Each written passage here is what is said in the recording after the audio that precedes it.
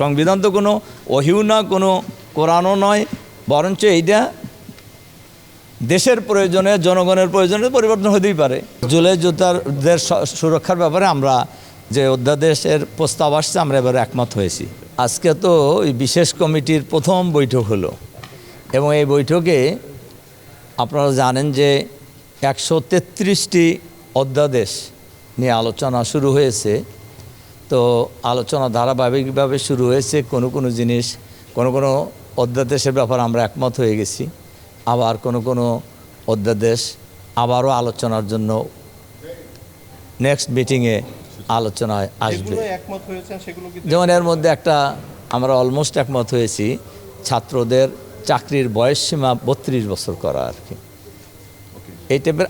আর আমরা তো আমাদের আমির এবং বিরোধী দলীয় নেতা শুরুর থেকেই বলছে, আপনাদের নলেজে আছে যে আমরা শুধু বিরোধিতার জন্য আমরা কোনো বিষয় বিরোধিতা করব না। যে বিষয়টি দেশের স্বার্থে, জনগণের স্বার্থে, এ বিষয়ে কিন্তু আমরা সরকারকে আমরা সমর্থন করব, সহযোগিতা করব। কিন্তু যেটাই দেশের বিরুদ্ধে, জনগণের বিরুদ্ধে, ইসলামের বিরুদ্ধে যাবে, এ ব্যাপারে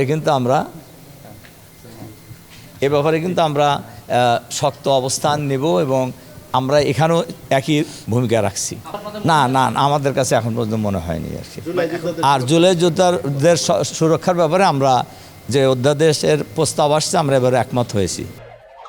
আগের মতোই clean, Berger easy clean fresh, দেয়ালে দাগ থাকবে না, রাখবে সুরভিত।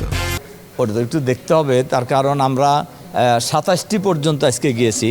এর মধ্যে 4-5টা নেক্সট মিটিংয়ে আলোচনা হয়, পরবর্তী সময় আলোচনা হবে, আরও সংশোধন, কী বলে, বিয়োজন সহ আর কি। আমরা সাংবিধানিক বিষয়গুলি কিন্তু ওইভাবে আজকে আলোচনায় আসে নাই, সামনে হয়তো আসবে। তবে আমরা সবসময় দেশের জন্য যেটা দরকার, জনগণের স্বার্থ সংশ্লিষ্ট বিষয় যেগুলি জরুরি, সেগুলো কিন্তু আমরা অবশ্যই বলবো। সেটা সরকার বললেও বলবো, না বললেও আমরা বলবো। না, আমরা তো জুলাইয়ের আকাঙ্ক্ষাকে অবশ্যই আমরা প্রাধান্য দেব। তার কারণ জুলাই বিপ্লব না হলে আমরা সংসদ সদস্য হতে পারতাম না, আমরা আজকে সংসদ ভবনেও আসতে পারতাম না আর কি। কাজে এটাকে আমরা অবশ্যই প্রায়োরিটি দেব। না, সংবিধান হচ্ছে কি, সংবিধান তো মানুষের জন্য, সংবিধান তো কোনো কোরআন না। সংবিধান তো সবসময় চেঞ্জ হয়েছে না। কাজেই আগেও যারা সরকারে ছিলেন, আমরা যদি খুব খোলামেলা বলতে চাই, তা খোলামেলা বলতে গেলে বলা যাবে, আগের ফ্যাসিবাদী সরকারের যিনি সেই দলের যে সাধারণ সম্পাদক ছিল, উনি কিন্তু সংবিধানের কথা বললেই ফ্যাসিবাদী কায়দায় অনেক কিছুই করছে। উনি বলছেন যে সংবিধানের বাইরে এক চুলো নড়ব না। আমরা জুলাই আকাঙ্ক্ষা সংবিধানের সাথে তো বেশি বিরোধ বাঁধার কথা নাই। আর 2 নম্বর কথা হলো, যেটা মাথায় রাখতে হবে, সংবিধান তো মানুষের জন্য, সংবিধানের জন্য তো মানুষ না।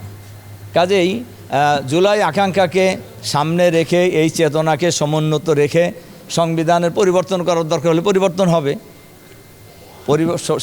সংবিধান তো কোনো ওহিও না, কোনো কোরআনও নয়, বরঞ্চ এইটা দেশের প্রয়োজনে, জনগণের প্রয়োজনে পরিবর্তন হতেই পারে, তাই না? জুলাই আকাঙ্ক্ষাকে, জুলাই চেতনাকে যদি বাস্তবায়ন করতে হয়, তাহলে তো সংবিধান পরিবর্তন করার দরকার হলে আমরা করব। একে এবার তো কারো দ্বিমত থাকার কথা না। আমরা বেশ কিছু বিষয় আমরা আপত্তি জানানোর কারণেই এটা নেক্সট মিটিংয়ে আবার আলোচনা হবে। যেমন আমরা গুম খুনের ব্যাপারে, এরপরে আপনার পুলিশ কমিশনের ব্যাপারে, এরপরে বিচার বিভাগের যে সচিবালয়, এগুলি যেহেতু আইনের সাথে রিলেটেড, এগুলি আমরা অধিকতর আরও আলোচনার জন্যই আমরা বলছি যে এগুলো আপনারা পরবর্তী সময়ে নিয়ে আসেন। ওরা আমরা একমত হয়েছে।